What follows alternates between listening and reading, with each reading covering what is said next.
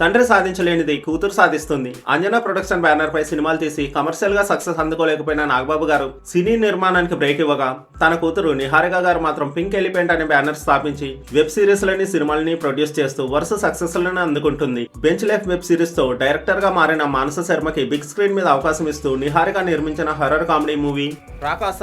Horror comedy movie తీయడానికి పెద్ద star cast, భారీ బడ్జెట్ అవసరం ఉండదు. హర్రర్ ని కామెడీని పర్ఫెక్ట్ గా బ్లెండ్ చేస్తే ఒక మంచి సినిమా అవుతుంది. వాటిని కూల్ బ్రెయిన్ తో కరెక్ట్ గా హ్యాండిల్ చేశారు డైరెక్టర్ మానస శర్మ గారు.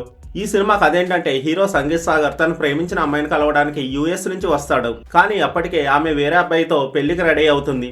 అయితే ఆ పెళ్లిని ఎలాగైనా చెడగొట్టాలని సాగర్ తన ఫ్రెండ్ గెటప్ శ్రీనితో కలిసి రకరకాల జిమ్మికలు చేస్తూ ఉంటాడు. అవేవి వర్కౌట్ అవ్వవు, కానీ వీళ్ళకు హెల్ప్ చేస్తున్న నయన్ సారిక మాత్రం సాగర్కే కనెక్ట్ అవుతుంది.